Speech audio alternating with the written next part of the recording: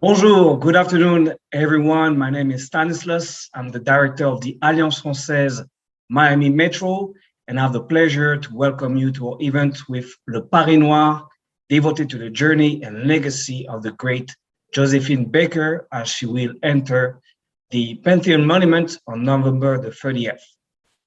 The Alliance Française conference is also part of a series of events organized in Miami and curated by the French consulate in collaboration with local institutions and the cultural services of the French embassy. The next and last event will be actually on Sunday, the 28th of November at the National Hotel on South Beach. So if you're in Miami, do not hesitate to come and check out this great musical event. And if you're not in Miami, that would be a great opportunity to come down. The conference of today will be recorded and you will be able to ask your question to Kevi Donna by using our Q&A option at the bottom of your screen, and Kevi will answer your question after the presentation. And now a few words about our guest speaker. Kevi Donna is behind Le Paris Noir, a series of guided tours through the city of Paris with a focus on Black culture. Kevi was born and raised in the French island of Martinique, and since 2013, he has been tracing the steps of icons such as James Baldwin, Frantz Fanon, Josephine Baker, Cheikh Anta Diop, and many more. With a master's degree in political studies and inspired by the legacy of this great figure, Kevi engaged in conversation about identity and French colonial past with both Parisian and tourists. Kevi was also co-hosting the podcast Le Chip, and since May 2021, Le Paris Noir works with the Fondation for the Remembrance of Slavery to create a series of podcasts with a variety of experts, artists, and writers. And now, mesdames et messieurs, let's welcome Kevi. Kevi, bonjour, c'est à toi. Bonjour Stanislas, bonjour everybody. Thank you so much Stanislas for the nice introduction. Hi everyone, I am Kevi. I'm a tour guide in Paris for 10 years now. And in 2011, when I became a tour guide, it was not about Black history. Actually, back then in 2011, I was already doing lots of walking tours in the Latin Quarter, so one of the most iconic neighborhoods in Paris. And I really enjoyed the job to walk people around, to tell them the stories of interesting people. But at the same time, visitors, international visitors, were surprised with the diversity in Parisian population. What I mean here is France is much more diverse than a lot of people would expect, and a lot of people traveling for the first time in Paris had a lot of questions. So I would get a lot of questions from people from different parts of the world, and many of these questions were, why are there so many Black people? Why are there so many people of color in Paris? And to me, it's not a good or a bad question. It is a question. So in 2013, I decided to start these tours, the Paris Noir tours, that are introducing or tracing the steps, the presence of people, of amazing people from the Black world, whether it's from the Caribbean, Africa, or the US. I was not the first one to do these tours about the Black history of Paris, but most of the tour guides before me were North Americans, African Americans, and it was mostly an African American vision of Paris, which is, of course, very interesting. But I also wanted to include a Black French domestic point of view. So, like Stanislas said just earlier, I was born and I grew up in Martinique, which is a small island in the southern Caribbean. Martinique used to be a French colony. We don't call it a colony anymore because the word sounds bad. Nowadays, Martinique is a department of overseas part of the French Republic. So if you are born in Martinique, you're a French citizen. So I came to study, and this is how it started for me. So today, without any further ado, I'm going to tell you about Josephine Baker, about what she represents in 2021 to a lot of people in France. What does it mean? How can we talk about Josephine Baker being accepted in the Pantheon? So it's going to be very visual. I'm going to show you some slides. And the first one is Josephine Baker here as a resistance. During the 1940s, Josephine Baker joined the resistance. This is something we're going to mention a little bit later. But first, I want to get started with the beginning. So we are going to do this journey, this virtual walking tour, 3-4 main stops, and it's going to be more or less chronological. So first, I want to start by the Champs-Élysées, one of the fanciest areas in Paris. So Josephine Baker arrived in 1925 in Paris, France. She was a young 19-year-old from St. Louis, Missouri. She was a dancer in New York. She had a lot of ambition. She wanted to become a superstar, but she knew that back then, in America, it was going to be very difficult for her to express her feeling because of segregation, because of discrimination, and so on. So in Paris, she met with a French woman named Caroline Dudley, who was trying to create a show in Paris, a show that was about Black people, about the stereotypes locals had about Black people at the time. And Josephine was going to be a part of it. So next slide, I'm going to show you the poster of the first show she was a part of. So it was on Théâtre des Champs-Élysées. And please don't get mad at me. It did not age very well. So this is the show. It's named La Revue Nègre, the Negro Show. And it started in 1925. And Josephine Baker is going to shine and to become what we call in France, une sensation. Everybody is going to have an opinion about Josephine Baker. At the time, the show is really divisive and no one is neutral about Josephine Baker. Everybody has a strong opinion. You could divide opinions in two different sides. On one side, people who enjoyed it, people who loved it, they would tell you, this is new. We have never seen something like this in Paris. This is the future.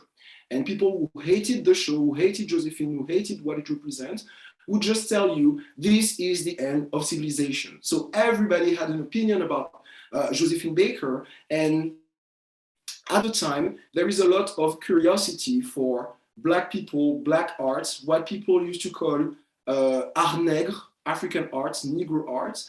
All these, these new dances coming from America. Right here, you see Josephine dancing the Charleston. All of this is really fashionable in the mid-1920s in Paris.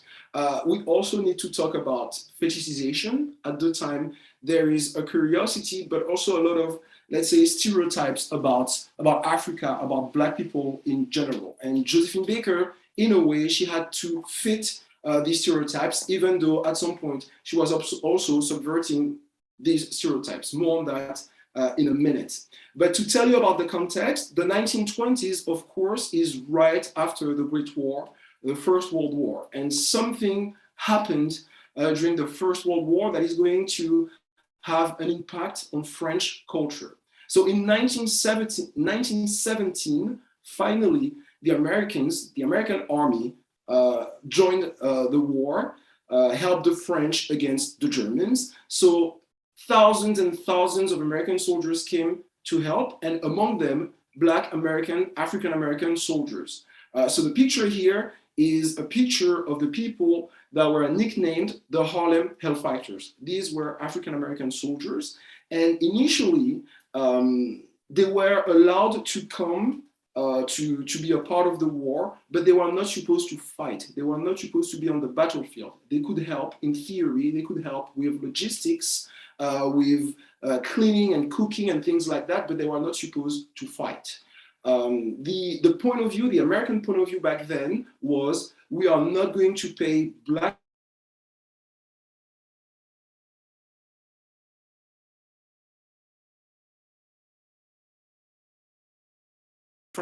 during First World War. Some of these African-American soldiers fought for France under French commandment, like if they were fighting for their own country. And with them, they brought instruments, they brought a new musical tradition, something that was completely new and unheard of in France back then, jazz music. So it was a huge success between 1917, 1918, and 1919. And at the end of the war, everybody had to go back home. And it's a very interesting topic because there were also hundreds of thousands of African troops from the French colonial empire who also had to go back to Africa after the war because they were not French citizens. African-American soldiers went back to America, and they thought that for once their position, their situation was going to improve, and it's not exactly what happened between 1919 and 1921. So after that, in the early 1920s, there was a sort of passion for jazz music in Paris, in the neighborhood of Pigalle, in the neighborhood of Montmartre. And so there were jazz clubs opening left and right, and they were hiring, not only, but they were also hiring veterans from the First World War. So this is the context. This is the 1920s. This is what is happening in Paris when Josephine is around. There is something else that is happening at the same time, and that helps to understand the context. Paris is a city of arts, a city of artists. The picture here, the slide here, was taken in the neighborhood of Montmartre, in the north of Paris, in 1906, so 20 years before Josephine arrived. And right here, we see a young Spanish painter. At the time, he's not famous yet. His name is Pablo Picasso. And at the time, Picasso is fascinated with what people used to call Negro art. So he absolutely wanted to be photographed with these African masks around him. Next year, he's going to paint Les Demoiselles d'Avignon, which is the beginning of Cubism. Picasso himself admitted that he was inspired by African art. So that's something very important for Cubism. And in the 1910s and the 1920s, it's going to be also an inspiration for the Dada movement that was really big in France and in Switzerland at the time. So that's a context where there's a lot of curiosity for Blackness in general. And that's the context when Josephine arrived. So the next step is Folies Bergère. And it's 1926, so 1 year after she arrived in Paris. She's playing in a new show named La Folie du Jour. And this is where Josephine is going to become extremely internationally famous for the banana skirt. So in the tradition of music hall, before Josephine Baker, women were dancing with feathers. For Josephine Baker, they chose to have bananas instead, because banana in the mind at the time represents Africa, represents a level of savageness. And Josephine Baker, it also represents, of course, something sexual. So Josephine Baker is once again going to shock, but also going to become extremely successful once again. So for a whole year, she's going to be at Folies Bergère. It's going to be another success. And she is going to become the first Black icon. So right here, it represents everything about Josephine Baker, at least in the mind of French people between the 1920s and the 1930s. You see Josephine Baker surrounded by fans, and she's walking a cheetah on a leash, because at the time she's one of the biggest stars in Paris, so why not? She could do eccentric things like that. But also, Josephine Baker is going to have some sort of new challenges. So after being a dancer, she's also going to become a singer. So in 1930, she's going to sing a song named J'ai deux amours, I have two loves. And what are the two loves? Paris and her country, America. So she's at the same time talking about being an American and also falling in love with Paris, with France, which is going to give her a lot of sympathy with her French audience. So that's going to be her eternal, forever hit, and she's going to sing that song for her entire career. Also, in the early 1930s, in 1934, that's her debut in cinema. So she's playing Zouzou, and she's starring with Jean Gabin, one of the greatest icons of French cinema of the 20th century. So Josephine Baker is more and more and more visible everywhere. And she's also an inspiration for a lot of French women. So what you see here is Baker Fix. So there was Baker Fix, Baker Oil, Baker Skin.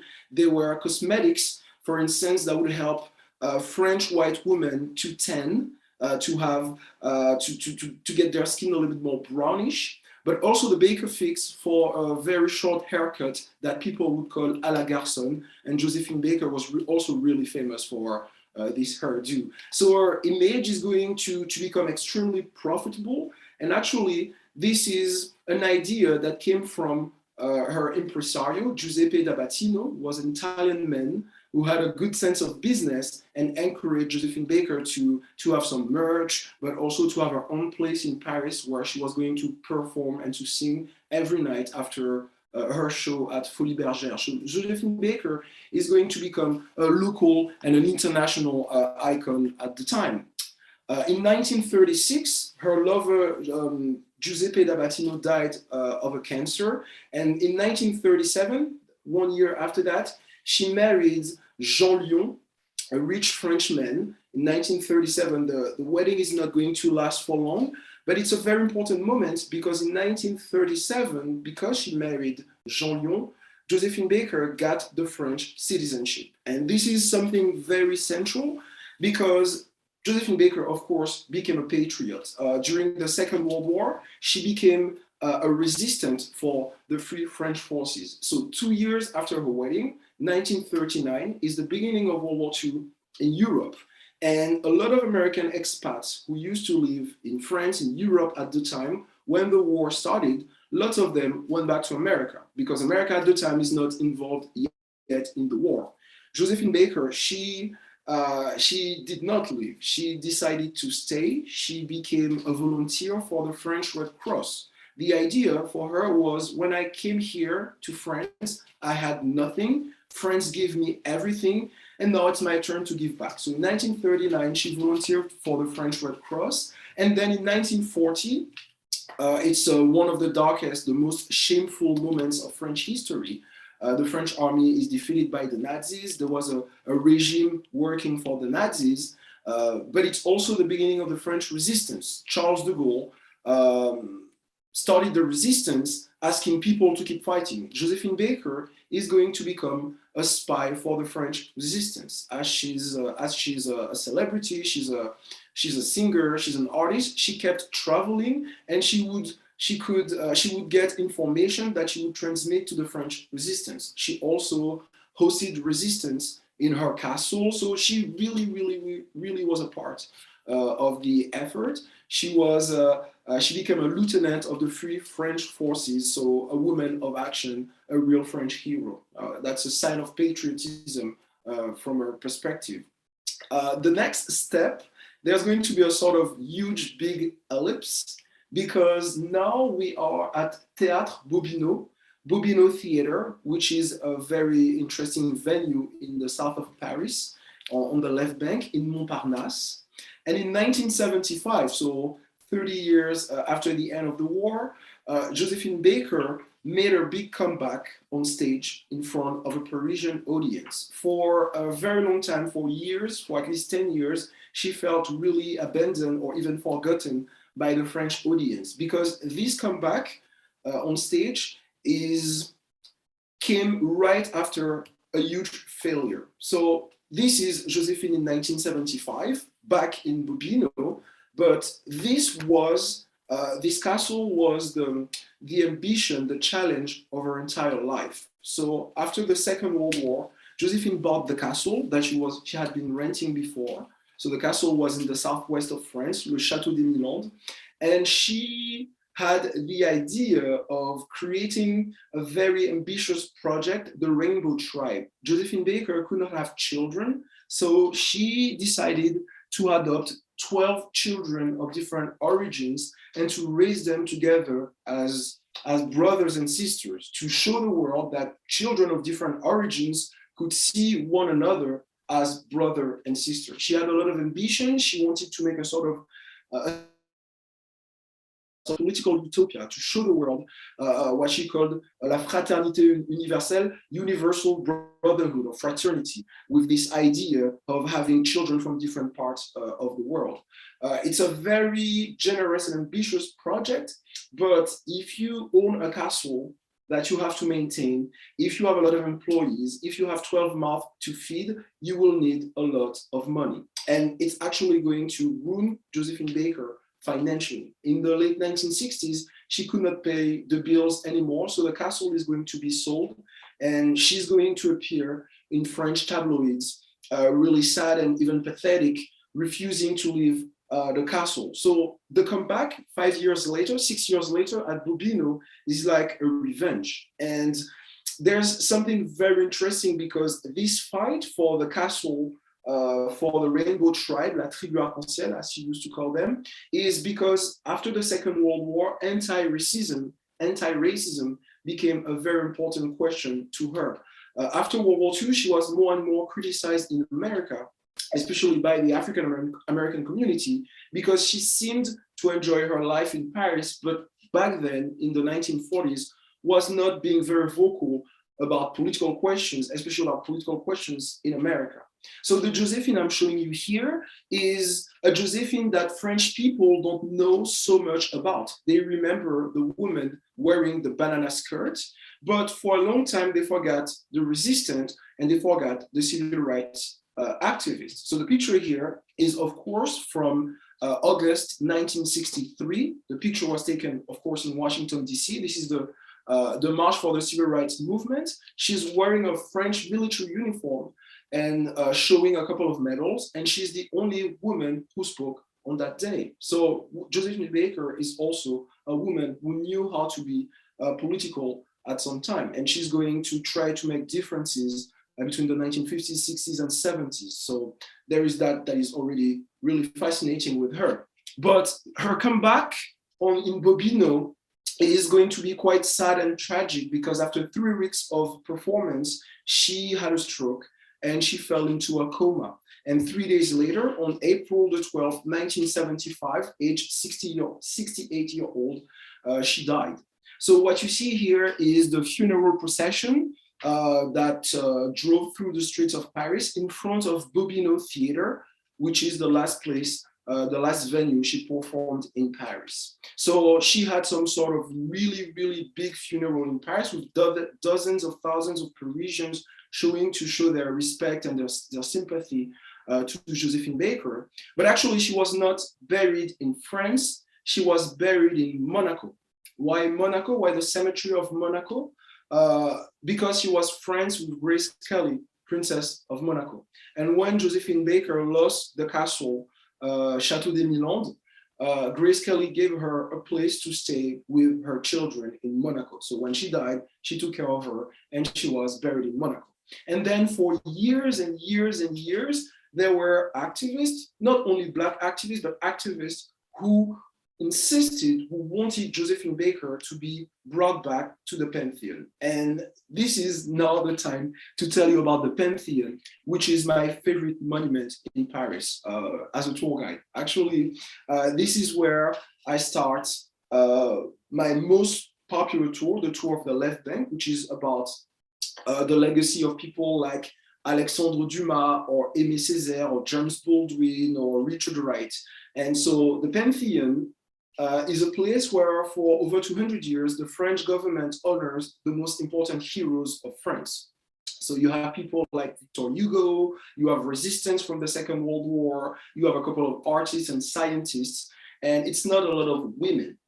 So that's one first thing. And nowadays, it's the president of France who decides who go or who does not go to the Pantheon. So there's something very serious and very formal and official about the Pantheon. So for years, there were people asking for Josephine to be accepted in there because there are a couple of women, there are a couple of Black men, but there was no Black women in there. So there are before Josephine Baker, there are 4 or 5 women out of 78 people in the Pantheon. Why do I say 4 or 5 women? It's because the first woman ever accepted in the Pantheon, some people will tell you that she was not accepted in there for what she did, but because she married a man who was a really famous French scientist, Marcellin Berthelot. He died in 1907, and years later he was accepted in the Pantheon, but the family asked for Sophie, his wife, to be accepted in there with him, for them not to be separated. So she was the first woman accepted in the Pantheon, but not really for what she did, but because she married a famous man. We will have to wait 200 years until 1995 for a first woman to be accepted for work, for for work in the Pantheon. That was 1995. Marie Curie, a scientist, was accepted in there after over 60 years after she died. And then in 2015, we had two female resistants, Geneviève de Gaulle and Jeanne Antillon, accepted in the Pantheon. And in 2018, Simone Veil, a Holocaust survivor, Jewish French woman, who was a politician who carried the legalization of abortion for every woman, was accepted in there in 2018, only 1 year after she died. And then Josephine Baker is going to be the first Black woman accepted in there, which is a very interesting interaction, because for a long time, as in France, like in many other places, women were forgotten of Black history. So it's really, really interesting to have Josephine in there as a symbol. It also raises lots of interesting questions and also criticisms, because I've been doing these tours about the Black history of Paris for 8 years now. And out of all the Black icons I introduced to French Black people, Josephine Baker is probably the most controversial one. Some people are annoyed of Josephine Baker being so visible, being so respected, because for them, they are still mad at Josephine Baker for embracing some colonial stereotypes in the 1920s and the 1930s. So this slide right here represents the colonial fair of 1931. 1931 is the time when the French colonial empire is at its apex. It's the second biggest colonial empire, and the government is going to organize a massive exhibition to basically promote the positive part of the French colonial empire. So at the time, it's a really popular event, but you also have a vanguard of intellectuals and activists who are very critical of the colonial exhibition, because they think that it's 1931 and it's a little bit too late to objectify people this way. At the time, Josephine Baker is not going to criticize the colonial exhibition, but she's going to be a part of it. So some people are still, let's say, reluctant to be positive about Josephine Baker. Very recently, there was a French documentary, and a Black female actress named Nadège Bosson-Diagne, she said that the banana skirt of Josephine Baker was hurtful to Black French people, because in the collective stereotype, there's a sort of association between bananas and Black people, and Josephine Baker never really challenged these stereotypes in the 20s and the 30s. I personally disagree for multiple reasons. I think that the person she was, for instance, in the 1920s, is not the same person she was in the 1960s. And I also think that Josephine Baker would not have to feel embarrassed with the comparison with a lot of other people, including a lot of old white men who are already in the French Pantheon. Her life was much more thrilling and brave and bold than half of the people who are in the Pantheon, in my opinion. But still, there are questions about why Josephine Baker. Is it because she's African-American? Because African-American represent something different in French society if you compare to Black people coming from the French Empire. So these past few months, these past few years, there's been lots of discussions about this woman named Paulette Nardal, who was an intellectual from the 1920s, 1930s, 1940s. She inspired a very important French movement named La Négritude, but she never really got the recognition she would deserve. So it's a very interesting topic, because about 2 years ago, I was approached by a Martinique association who is fighting for Paulette Nardal to be accepted in the Pantheon. I don't know if it's going to happen anytime soon, but I think there's room for two Black people, two Black women in the Pantheon, and have to put them in a sort of weird competition as if there was space only for one Black woman in the Pantheon.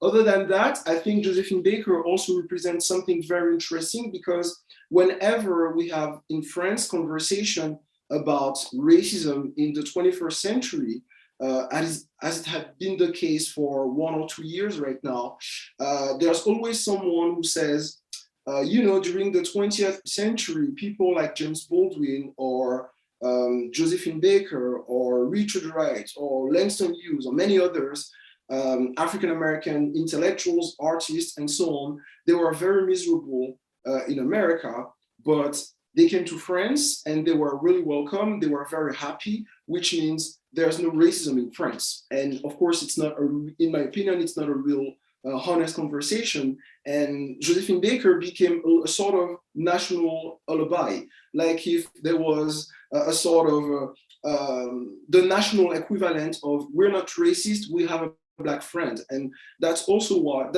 some of the criticism of Josephine Baker. Nowadays in France, we're having lots of conversation about, that would sound very similar to some conversations you might have on American media about inclusivity, about being woke and all these questions. And the way Josephine Baker is introduced right now in our political debate is Josephine Baker was a real patriot. She was not complaining so much about French racism. And so she should be an inspiration for you. And that's also a reason why I think we are not really always having a real honest conversation about Josephine Baker, even though she completely deserves to be accepted in the Pantheon, in my opinion. I think we are ready to open the Q&A session. I left some time and some space to have a conversation. Stanislas, if you could select a few questions for me, I would be very happy to answer all of your questions. And if you have questions on your own, let's do this. Absolutely, Kevin. Thanks a lot. There is a few questions actually, and regarding Paulette Nardal, because like you just talked about Paulette Nardal, can you give us some more insight about like her legacy and especially in the movement like Negritude, where she came from, what was like her involvement in la Negritude and so on? So Paulette was from Martinique, and she's from a sort of Martinique upper class. So Martinique Black upper class. So for this generation, she was the first Black female student at the University of La Sorbonne. She was studying English literature, and she fell in love with something new coming from America, coming from the East Coast, the Harlem Renaissance. So in the mid-1920s, as she's a student in Paris, she read The New Negro by Alain Locke. So she was really inspired because she could relate with the experience of being a Black person in a predominantly white space, like the University of La Sorbonne or the University or the Ivy League schools for Alain Locke. So Paulette Nardal, she had a brilliant idea. She was not by herself. She was also with her younger sister, Jane. They created the first Black Salon. So it was near Paris, in the city, in the suburbs of Clamart. They created the first Black Salon, where they invited students from the University of La Sorbonne to meet with African-American artists, African-American intellectuals spending time in Paris. And in the 1920s, in the 1930s, like I said before, Paris is one of the places to be, especially if you're an artist. Not only a Black artist. In the 1920s, you see people like Hemingway or James Joyce in Paris. It's not only a matter of race, it's also a matter of, I want to be in Paris at the time. So there are all of these connections. Paulette Nardal is at the center of these connections. She wants to create a sort of transatlantic conversation. So she started a couple of magazines that were published in English and French because she wanted to start this transatlantic conversation. The problem now, where there's a controversy right now, it's people like Aimé Césaire, people like Léopold Sédar Senghor, the founders of La Négritude. In the early 1930s, they would go to the Salon of Paulette Nardal, but they never gave credit to Paulette Nardal. So nowadays, 90 years later, there are lots of conversations, lots of discussions, why they never gave credit to Paulette Nardal. There's a part of sexism, that's for sure, but there are also political questions. For instance, in the early 1930s, people like Aimé Césaire were really interested with Marxism, Marxist ideas, when Paulette Nardal, she was much more, let's say, Catholic and conservatives on some issues, so they had political differences, but still, there are lots of questions of how come once again, Black women are not part of the conversation. So Paulette Nardal had an amazing life, and I think she also would deserve to be someday accepted in the Pantheon. I don't know if it's a priority. I don't know if it's going to happen anytime soon, because like we said, it's like, okay, we needed one Black woman, we have a Black woman, and now we're intersectional, and let's go. So Thank you, Kiwi. And going back on Josephine Baker, what was like a relation with the Black intellectual at the time? We mentioned Paulette Nadal, but also, like, for instance, James Baldwin. What was the interaction with those people? Yeah, so there's an interesting article. Oh, I forgot the reference, but there's an interesting article that was written initially in 1973 by Henry Louis Gates Jr. So the article is about an evening he spent with Josephine Baker and James Baldwin in the house of James Baldwin in Saint-Paul-de-Vence in the south of France. And so Henry Louis Gates Jr. at the time is like a 22-year-old young journalist. And so the paper was not selected, and it's this year that the paper was finally released. And so he's basically recalling the conversation between Jimmy and Josephine. And Josephine Baker was, in a way, criticizing the French audience in the conversation, saying that she knew that some of the stuff she had to do was stereotypical, but at the same time, when she was young, when she was wearing the banana skirt, she was, in a way, making fun of the people fetishizing her that way. So that's the kind of connection she had. In the 1960s, she's marching with MLK. And so there is that.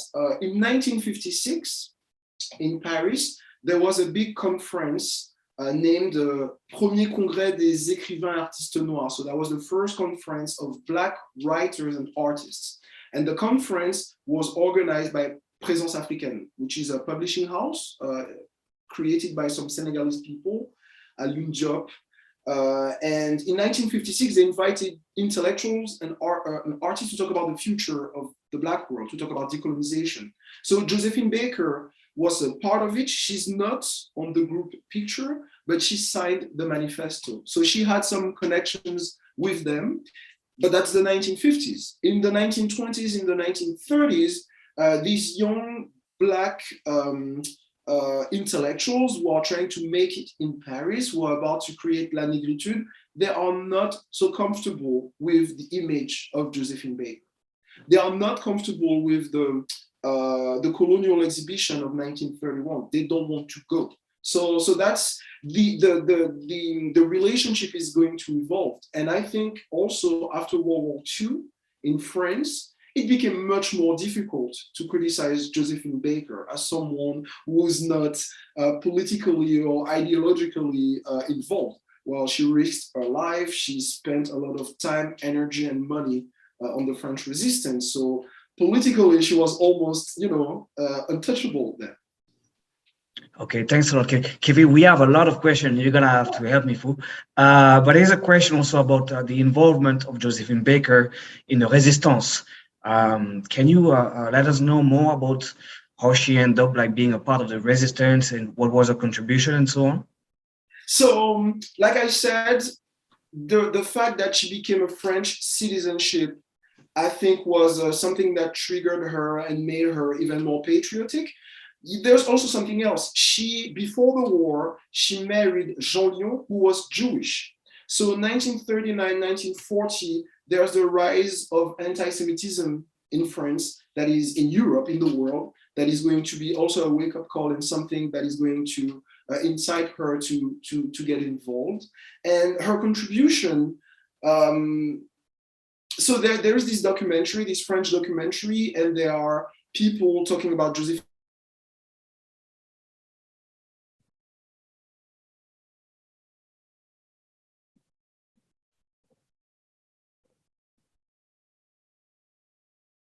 They were asking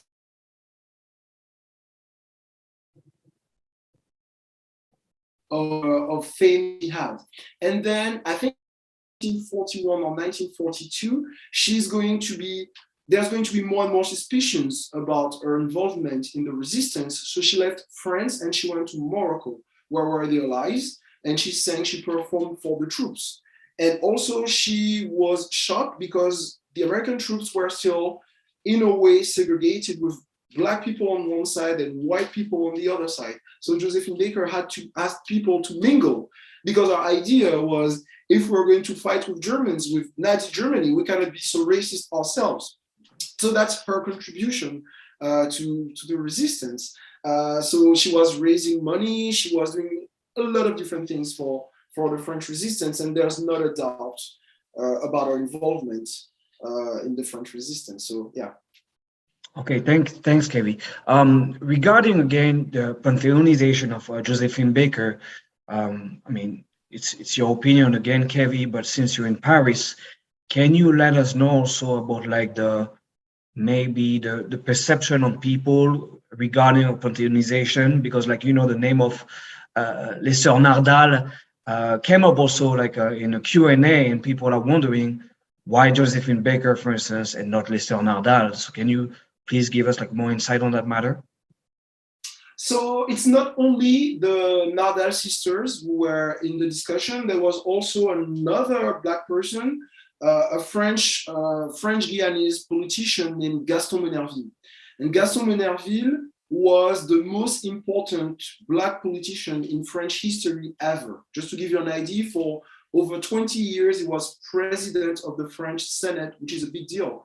And he died 30 years ago, exactly 30 years ago. Some people said that would be the right time to have Gaston Monnerville in there, because French people completely forgot about him. From the late 40s, the late 60s, the guy is the president of the Senate. He was the youngest one. He was the one who was president of the Senate for the longest period. He was the only one from the French Empire, from the French colonial empire, and people completely forgot about him. So that would be a good idea also to have Gaston Monnerville accepted in the Pantheon. So that's, for instance, one criticism there was. Another one, of course, is, as there's been lots of conversation this past year about racism in France, as there are more and more discussions, international conversation about racism in 2021 in France, that was a sort of guarantee, or a sort of way to answer all the criticisms about France being, you know, old-fashioned and everything like that. So it's a way to, at the same time, to say, yes, there were Black people involved in our history and we honor them, but also she had to be more loyal, you know, like we say, plus royaliste que le roi. So she had to be more in favor of France than even French people. She had to become a resistance when a lot of people were hiding. So there is this question, this issue. And also, once again, like I said it before, there is a question mark about the fact that she was African-American. There's the idea, and also James Baldwin mentioned that about himself in France, the idea that African Americans have a special position in French society, that being African American is not the same as being from West or Central Africa or the Caribbean. That for instance, James Baldwin in the late 1940s was talking about it, saying that for once African Americans, before being Black, they're Americans, which give them a special position. So that's the kind of questions that the acceptance of Josephine in the Pantheon raise. And Kevin, talking about like this special position, there's a few questions also in the chat about like the perception of Josephine Baker in the US. I mean, like she was also part of the Harlem Renaissance, but what was like the perception of like Afro-American intellectual at the time regarding Josephine Baker legacy and standpoint? I'm not so sure. I would tell you that it's interesting to compare the way she's being told nowadays in America versus the way she's being told in France. Because I told you that with French people, with French intellectuals, with Black French intellectuals, sometimes it was difficult. It was the same in the 1940s, 1950s when she was criticized for not doing enough, except that nowadays when Americans tell me about Josephine Baker, it's only with admiration, because I think she's being introduced as a very important person in Black History Month in February, for instance. And the images that you see about Josephine Baker in history books, when it's Black History Month and stuff like that, it's not the banana skirt, it's the civil rights activist, it's the resistant, it's the philanthropist, it's the woman who took care of children. It's not the scandalous woman who's dancing half naked for a white audience. So I think there's something interesting about that too. Yeah, I don't know if I answered the question right. Did I? Yeah, you did. You did. And Kevin, also, what is the connection between French people and Josephine Baker? What would be the connection that you will see? So I've mentioned a French actress who was critical or skeptical about Josephine Baker. She said that the banana skirt hurt Josephine Baker, and I heard it a lot, to be honest. So it created stereotypes that were so strong, so vivid, that still nowadays on French TV, a typical name for a female Black character is Josephine. So you are a Black woman, there's a part for you in this movie, your name is Josephine, because of Josephine Baker. There's something a little bit more serious. Recently, there was an anthropologist specialized in music hall who was herself a dancer when she was younger. And she said that there was a type of performance that became like a standard in Parisian music hall, and it's named La Capture. La Capture is usually a part that is given to a woman of color. She is dressed as a feline. She's half naked, she dances like a feline, and she has to be dominated on stage by a white man. And it's something that started with Josephine Baker in the 1920s. And from what I found, I'm no expert, is still required nowadays to women of color in music hall. Recently, I have met with a dancer from Martinique named Lisette Malidor. And in the 1970s, she became a celebrity, and she's a Black woman. So she was, of course, La Nouvelle Josephine Baker, the new Josephine Baker. And she was always compared to Josephine Baker. So we talked a lot about what Josephine changed in the game. So there was a before and after Josephine Baker for better or worse. Okay, Kiwi, there's a lot of questions, but there is a lot of questions also about a personal life and a children. So what happened to a Rainbow Tribe? What are those people doing right now? Where are they? What are they doing? Or they embrace also the legacy of Josephine Baker? So there's a fantastic American podcast named The Nod. The Nod is a podcast about Black culture. And I think it's maybe 3 or 4 years ago, they made a whole episode about Josephine Baker, the Rainbow Tribe, and her children. And some of the children are part of the episode. And all of them are really proud, being the children of Josephine Baker. But also, they say that this Rainbow Tribe initiative, this project was a thing for grown-ups. It was a sort of political utopia. She wanted to prove something to the world, but they were never really asked their opinion. And some of them now, in retrospect, as adults, they feel like they were a little bit instrumentalized, because they would be back home, in their property, in their estate, and there would be grown-ups visiting the chateau and being like, oh, look at the Korean kid playing with the Senegalese kid, they are so cute. And now in retrospect, as adults, are like, yeah, this is a little bit messed up. They are still very proud of being the children of Josephine Baker, of course, but they are also aware that there was maybe some level of, not naivete, but not really, it was a different time, let's say it like that. It was the 1960s. It's a different moment. Some of them, unfortunately, are already dead. So there were, I'm not sure if it's 2 of them who were buried with Josephine in the cemetery of Monaco. So I don't know what is going to to happen with them. And of course, some of them are still carrying the legacy of Josephine Baker. So these days they are very present in different media, trying to keep the message of their mother alive. And I think she managed to create a family. Okay, thanks, Kevin. We have a lot of questions, and I'm so sorry for our audience because I don't think we'll be able to answer all. But maybe one last question before the next one.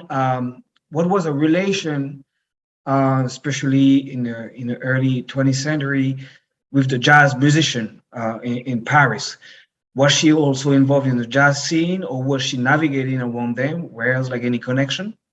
Yes. So there was the most popular African American musician of the time is named Sidney Bechet. Sidney Bechet was from New Orleans, and Sidney Bechet was part of La Revue Nègre, the first shows he was a part of, and they became friends. So there's always been a connection. Plus, from 1926 to 1928, in the neighborhood of Pigalle, just 5 minutes away from Moulin Rouge, she had her own club named Chez Josephine, and it was jazz music playing. And it was in the middle of all of these jazz clubs, Le Grand Duc and many others that were in the area. She was friends with jazz musicians, and basically it was the soundtrack of the 1920s. So it was there 100%. She was a part of all of these things, for sure, yeah. Okay, thanks, Kevin. Going back on what you do, so you started like doing a tour in Paris in 2013. You explained quickly, like the idea behind it, but we would like to know, and those questions have been also asked in the chat. What is the perception of especially American when they do your tour? What are they expecting, and how do they react to your presentation? Can you let us more know about that? I owe African American visitors a lot, and I miss them a lot for 18 months now because there are not so many American tourists around in Paris right now. And the first thing they gave me, I'm not going to talk about their reaction first. I want to talk about what they gave me. They gave me something we don't really have a word for in English. In French, we don't have a word for that. It's being an apologetic. So the idea of being proud of your history and walking with a group of Black people talking about Black history, it's not something that is so simple to do in France. I know it sounds crazy, but it's not that simple. And I started doing it with African Americans who give me lots of love and pride and everything. So there is that. Their reaction, well, actually, reactions were very interesting because they ask me questions that you are almost not allowed to ask in France. Questions about Black people. How many Black people are there in France? Can you recommend me, suggest me a Black-owned business in Paris? How come you never hear about these amazing people that you're telling me about? How come Black people or French people never heard of your Black president of the Senate? Why don't you have a Black History Month? So that type of reactions really helped, also really influenced me somehow. So there is this. And now for 18 months, now because of COVID, most of my tours are in French, with French people, locals. And it's so interesting because I've been doing the tours a lot for Americans in English, and now I do the tours for French people in French. So it helped the tours becoming even more complete in a way, because the questions French people have are not the same questions or reactions Americans have. So yeah, it's a very interesting conversation, I think. And what are like your main guided tour that you do? Can you tell us more about like what do you do exactly? I think you have 3 tours currently. I have 2 tours and a third one that is coming up in 2022. So when I started, I was doing only 1 tour that was very long, and then I cut the tour in 2 halves. So I have a tour on the right bank and a tour on the left bank. So right bank is the north of Paris, left bank is the south of Paris. So on the right bank, I start with the 1920s and the rise of jazz music in Paris, Josephine Baker, African-American artists, painters, poets, and so on.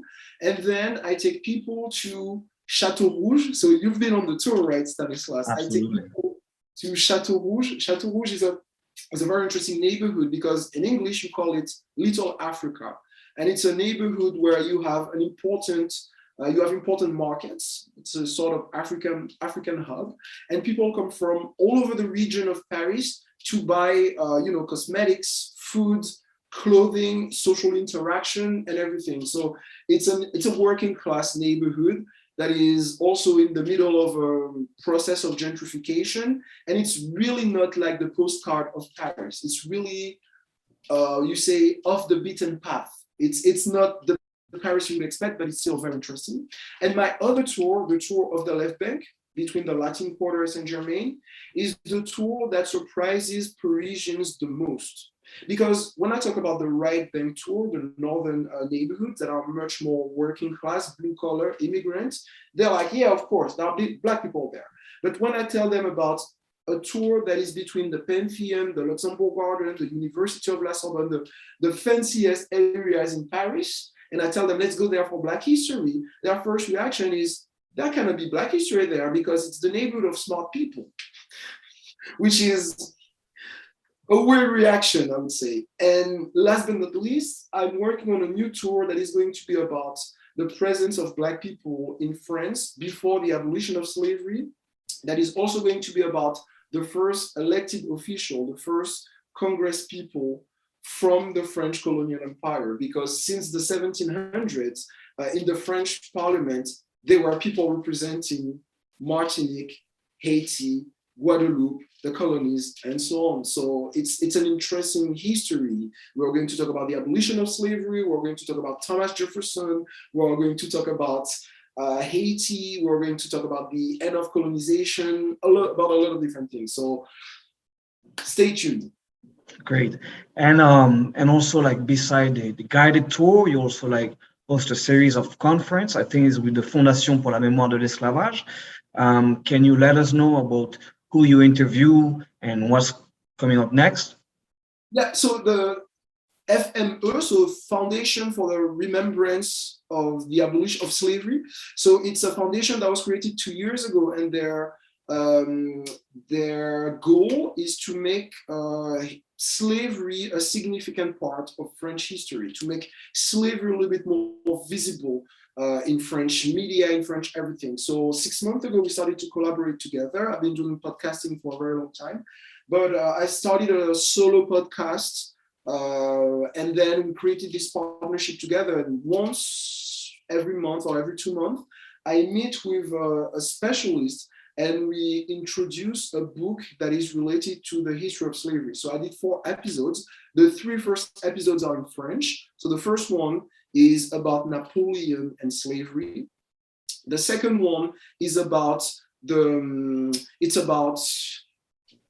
a female icon of the history of Guadeloupe. So the book is named La Mulâtresse Solitude, or A Woman Named Solitude in English. So I met with the co-author of the book to talk about the impact.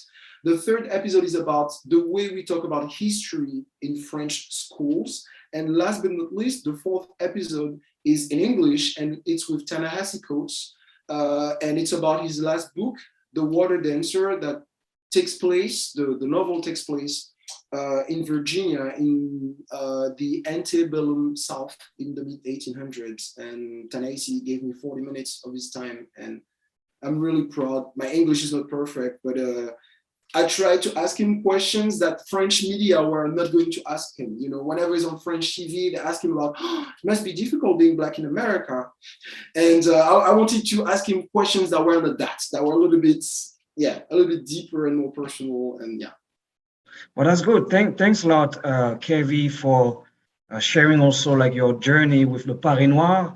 And people were asking me also where we can contact you. So here's where you can contact Kevi Donat. Get in touch. You can email him leparisnoir@gmail.com. I guess for your tour, also to register to your tour, they can email you. You can also check Le Paris Noir on Instagram, Twitter, Facebook. Kevi, maybe something else also close up this conversation? Yeah, I want to first thank everybody who joined the tour. Usually it's up to 20, maximum 25 people on the tour. So doing a virtual tour to over 100 people. Thank you so much for your curiosity, for your enthusiasm, for the question. Also, I want to thank you, Stanislas, for inviting me. I want to thank the consulate of Miami, Alliance Française. It's such an honor to be part of it, and I hope the world becomes normal again. I don't know how to say it in a better way, but I hope to see some of you in Paris. I will take good care of you, and if you want to get in touch, or if you have questions or anything like that, leparisnoir@gmail.com, and I will be very glad to help you as much as I can. Merci beaucoup, Kevin. And yeah, definitely, we need to organize a tour to Paris with you, the Alliance Française also member. And I'm also taking this opportunity to thanks everyone for your participation today. You will be able, of course, to watch this conversation again on our YouTube channel. And we'll try also as well, since we have a lot of questions, we'll try to answer those questions in our upcoming also email that we'll send to the participants. So stay tuned, register to our newsletter, follow our website also as well, afmiami.org. And I'm taking also this opportunity to merci beaucoup to our Consul General of France, Laurent Galissot, and his team at the French Consulate of Miami, the Federation of the Alliance Française USA, the Alliance Française in the US, and but also worldwide, and also like in the Eastern Caribbean, the Cultural Service of the French Embassy, and everybody for helping us promoting this event. Merci beaucoup. And for those who are in Miami, see you next Sunday on the 28th at the National Hotel. Merci beaucoup et à bientôt. Au revoir. In Paris. Bye-bye.